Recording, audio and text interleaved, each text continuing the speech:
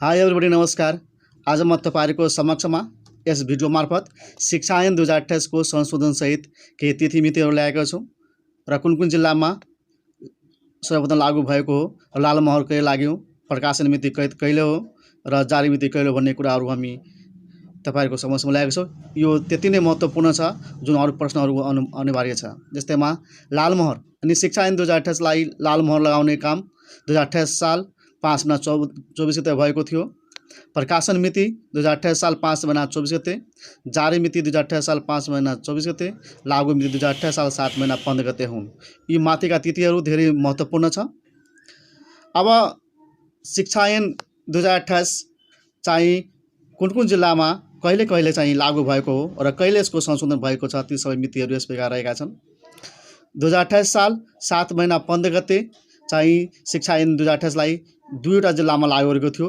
ती दुई जिल्लाहरू यस प्रकार छन्, चितवन र कास्की। त्यसै गरी 2029 साल 6 महिना 15 गते 13वटा जिल्लामा लागू गरेको थियो। ती जिल्लाहरू छन् दाङ, बाँके, बागलुङ, रूपन्देही, धनुषा, काभ्रे, सप्तरी, धनकुट्टा, मोरङ, झापा, जुम्ला, कैलाली, कञ्चनपुर गरी जम्मा 13वटा जिल्लाहरू रहेका छन् भने त्यसै अनुरूपमा 2030 साल 7 महिना 1 गते जम्मा 16वटा जिल्लामा लागू भएका थिए।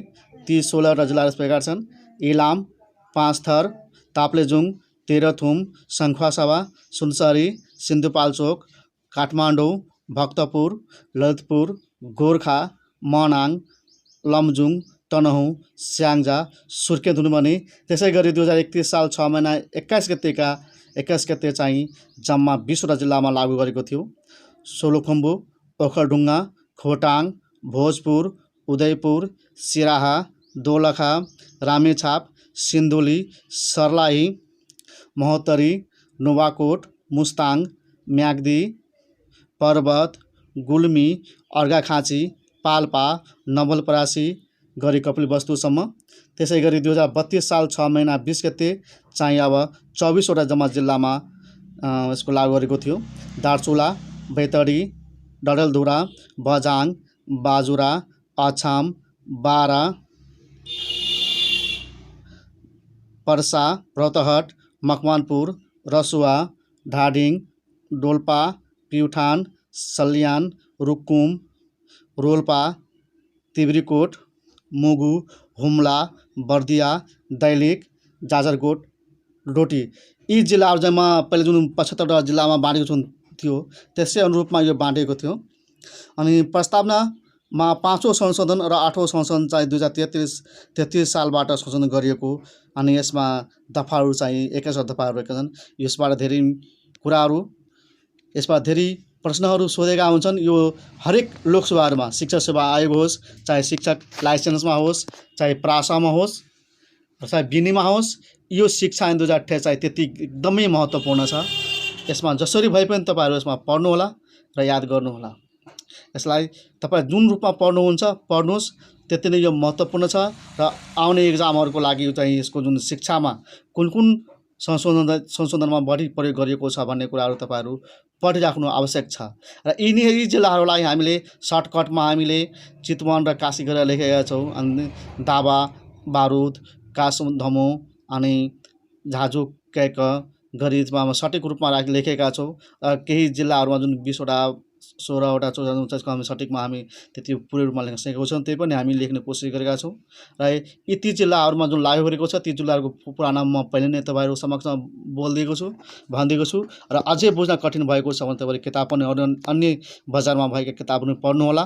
किनभने एउटै कुरा एउटै पाठ्य पुस्तकबाट सबै कुरा नआउन पनि सकिन्छ होला। अनि यसको पूर्णताको लागि अन्य सामग्रीहरू, अन्य लेखकहरूले कुन तरिकाले लेखेको हो त त्यो तरिकाले पनि पढ्नुहोला। र यसलाई गहन तरिकाले अध्ययन गर्नुहोला। अनि यस शिक्षा ऐन 2028 जुन संशोधन सहितको छ यसमा सबभन्दा बढी इम्पोर्टेन्ट भनेको मितिहरू हो। यसको मितिहरू चाहिँ याद गर्न नबिर्सनु होला। यो एकदम धेरै महत्त्वपूर्ण छ। यो लास्टै महत्त्वपूर्ण छ एकदम। अनि यसको जुन 6औं 7औं र 8औं जुन संशोधनहरू छ त्यो झन् चाहिँ महत्त्वपूर्ण छ। किनभने यस संशोधनहरूबाट नै सोधेका हुन्छ। कुनै बिचबाट पढ्नमा सोधिन्छ कि यसबाट कसले के भयो, कसले के गरेको छ, कुन कुराको लागू भएको अवस्था छ, त्यो कुरा सोध्न सकिन्छ होला। त्यस्तै संशोधन मिति अनुसार संशोधन ऐनहरू अब संशोधन ऐनहरूमा अब बोल्न गइरहेको छु। अब जस्तैमा 2033 साल 7 महिना 4 गते चाहिँ पहिलो संशोधन भएको थियो, जसलाई हामी शिक्षा ऐन 2033 नामकरण गरिएको छ, 33 गरिएको छ भने त्यस्तै गरी अब 2036 साल 8 महिना 5 गते दोस्रो संशोधन भएको थियो भने उसको ऐनको चाहिँ शिक्षा ऐन 2036 नामकरण गरिएको छ भने 2037 मा 5/26 मा तेस्रो संशोधन शिक्षा ऐन 2037 अनि 2045 7 10 मा चाहिँ चौथो संशोधन शिक्षा ऐन 2045, त्यसै गरी 2049 7 13 मा पाँचौं शिक्षा ऐन अनि शिक्षा ऐन 2049 अनि 2055 10 1 गते छैटौं संशोधन भएको थियो भने यो शिक्षा ऐनको नाम रहेको 2055 अनि 2058 10 15 25 गते सातौं संशोधन भएको हो, त्यसैले यसको नामकरण गरिदिएको शिक्षा ऐन 2058 गरेको छ भने त्यसै गरी 2073 साल 3 महिना 15 गते चाहिँ आठौं संशोधन भएको थियो, शिक्षा ऐन 2028 लाई संशोधन गरेको थियो, त्यसको नामकरण चाहिँ के छ भने शिक्षा ऐन 2073 गरेको छ भने त्यसै गरी 2074 7 महिना 6 गते जुन नवौं संशोधन गरेको छ त्यो नवौं संशोधनको नाम रहेको शिक्षा ऐन 2074 राखेको छ। यो तिथिहरू जुन छ एकदमै महत्त्वपूर्ण छ, तपाईहरुले यसलाई पढ्नु होला।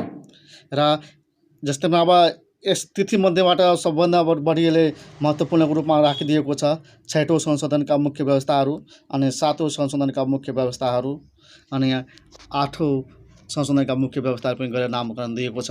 यो त्यति नै महत्त्वपूर्ण छ। यसमा धेरै कुराहरू यस्ता मुख्य व्यवस्थाहरू छ जुन व्यवस्थाहरू चाहिँ धेरै महत्त्वपूर्ण छ, यो तपाईहरु पढ्नु होला।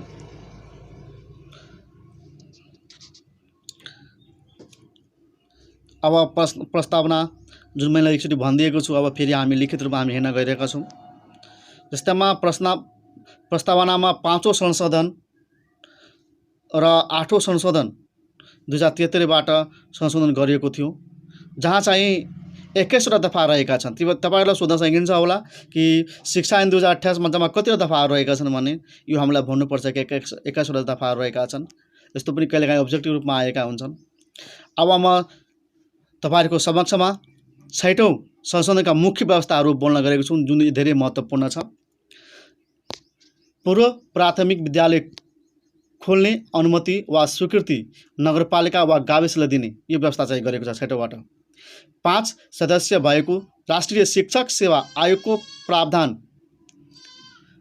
अर्को नम्बरमा माध्यमिक शिक्षा उत्तीर्ण परीक्षाको समक्षता आयोगले शिक्षकको स्थायी नियुक्तिको लागि सिफारिस गर्दा अपनाउनु पर्ने प्रक्रियाहरू उल्लेख गरेको छ भने आयोगको कार्य गर्न केन्द्रीय र क्षेत्रीय स्तरमा समिति गठन गर्ने व्यवस्था चाहिँ यो छैटौं संशोधनमा मुख्य व्यवस्थाको रूपमा रहेको छ।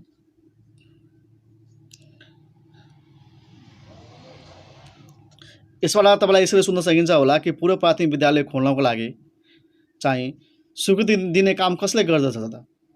यस्तो प्रकारले पनि प्रश्नले सोध्न सकिन्छ भने त्यतिकै तपाईलाई भन्नुपर्ने हुन्छ कि पूर्व प्राथमिक विद्यालय खोल्न अनुमति वा स्वीकृति दिने काम चाहिँ नगरपालिका वा गाविसले दिने। जहाँ गाउँ पैसा छ या गाउँपालिका छ भने गाउँपालिका दिन्छ र या त नगरपालिका छ नगरपालिकाले अनुमति दिने काम हुन्छ, स्वीकृति गर्ने काम गरिन्छ। यो धेरै त्यतिकै नै महत्त्वपूर्ण छ। पूर्व प्राथमिक भन्नाले हामी यति बुझ्नुपर्छ, जस्तैमा बाल विकास भयो अनि अर्को चाहिँ जस्तैमा नर्सरी एलकेजी युकेजीहरूमा संस्थापक विद्यालयमा हुनुपर्ने त्यो कुराहरू छ, त्यो बुझ्नु होला। त्यसै गरी अब सातौं संशोधनका मुख्य व्यवस्थाहरू यस प्रकार रहेका छन्। गाउँ शिक्षा समितिको व्यवस्था गरेको छ सातौं संशोधनले। घुम्ती विद्यालय सञ्चालन अनि घुम्ती विद्यालय सञ्चालन गर्ने कार्य चाहिँ नेपाल सरकारले गर्दछन्। यो पढाइ गरेको चाहिँ विकट हिमालय क्षेत्रमा यसमा प्रावधान राखेको जसमा राखेको छ।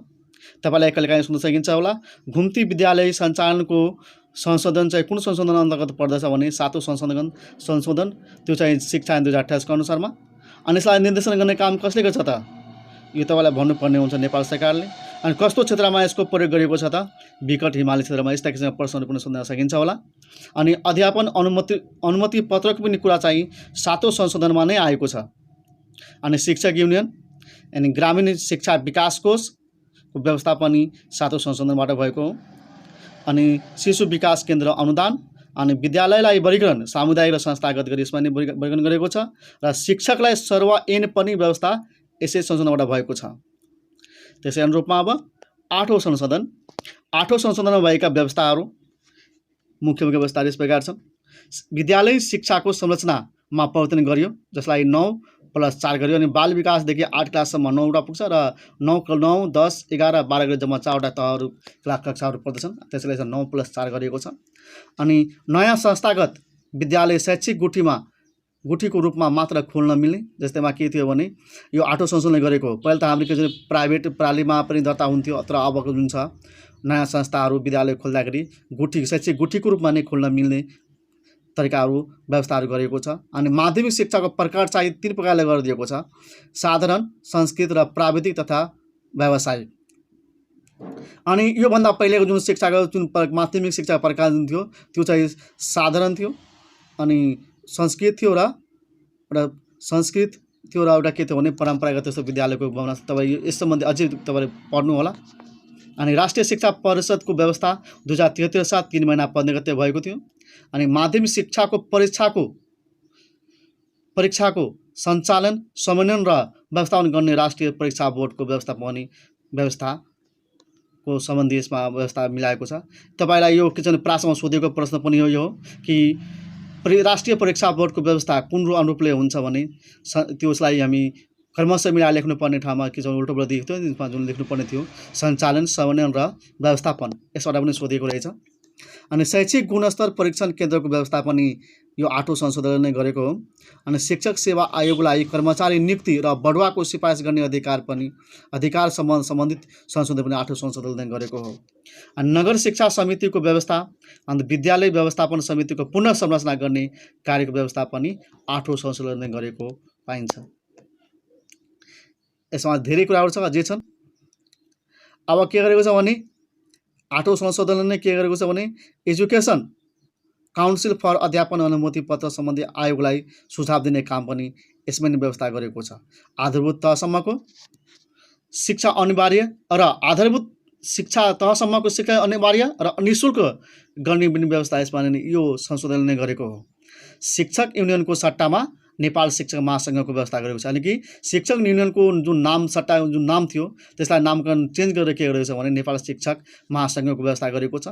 5 वर्ष सेवा अवधि नपुगे पनि कारण खुलाइ सरुवा बाधा नपर्ने, अनि कुनै शिक्षकले कुनै विद्यालयमा गएपछि त्यहाँ अलिकति पनि के मिस्टेक उसको कारण राम्रोसँग अस्पष्ट छ, त्यो कारण खुलाइ उसलाई सरुवा गर्न सकिन्छ भन्ने व्यवस्था पनि यो यसले नै गरेको हो, यो संशोधनले नै गरेको हो। दफा 19 को क थप गरी ऐनको कार्यान्वयनका लागि निर्देशिका बनाई लागू गर्न सक्ने व्यवस्था पनि यस संशोधनमै छ। अनि अनुमति नलिई शैक्षिक परामर्श सेवा, विदेशी शैक्षिक कार्यक्रम वा शिक्षण कोर्स सञ्चालन गर्न नहुने, जसको चाहिँ शिक्षक लाइसेन्स छैन भने उसको चाहिँ यस्ता कार्यहरू गर्न चाहिँ नपाउने पनि व्यवस्था यस संशोधनले गरेको हो।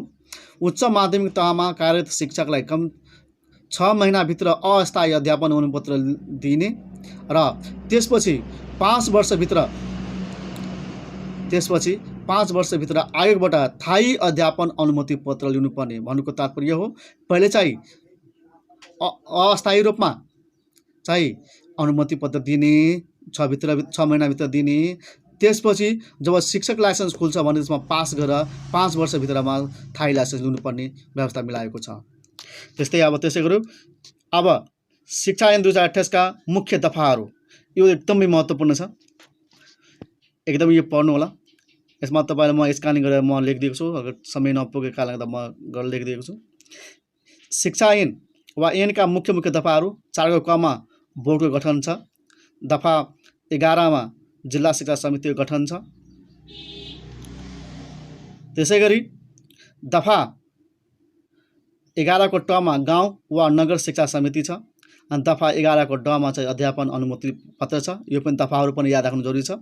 अनि दफा 11 को थ मा चाहिँ विद्यालयको व्यवस्थापन जिम्मा दिन सकिने, अनि दफा 12 मा चाहिँ विद्यालय व्यवस्थापन समितिको छ। अनि दफा 16 को अङ्गमा चाहिँ नेपाल शिक्षक महासङ्घ वा शिक्षकको पदीय आचरण तथा अन्य व्यवस्था सम्बन्धी दफा रहेको छ यो। अनि दफा 16 को जमा चाहिँ शिक्षकको सरुवा सम्बन्धी कुरा उल्लेख गरेको छ भने, अनि यसको शिक्षा ऐन जुन छ एउटा दफा 17 को मा दण्ड सजाय पनि तोकिएको छ। अनि त्यसै गरी अब यस शिक्षा ऐनमा पनि दफा 19 को नियम बनाउने र अधिकार सम्बन्धी पनि व्यवस्था गरिएको छ। यो कुनै पनि अब शिक्षा ऐन 2028 लाई संशोधन 2028 के भने 8औं संशोधन गरेको छ, 8औं गरेको छ। यसमा चाहिँ कुनै पनि अब यसलाई लागू हुँदाखेरि शिक्षा क्षेत्रमा कुन नियमलाई हामी कुन दफा अनुसार, किनभने दफा भन्नेबित्तिकै कानुनी प्रक्रिया हो, कानुनी प्रक्रियामा अपनाउने केही यसको मापदण्ड हो, त्यो मापदण्ड एउटा दफा हो, त्यो नै हो। त्यो अनुसार नै हामीलाई कुनै पनि कुरा कार्य गर्नमा हामीलाई के छ भने सहमति जनाएको हुन्छ। त्यो बाहेक हामी गर्यो भने हामीमाथि पनि कारबाही हुन सक्छ। त्यसै कारणले गर्दा यसको दफाहरू याद हुनु आवश्यक छ। यो दफा अनुसारले कुनै कुराको दण्ड सजाय हुन्छ। Thanks for watching this video. र यो च्यानलको जति पनि भिडियोहरू छ सब्सक्राइब गर्न नबिर्सनु होला। धन्यवाद। जय नेपाल।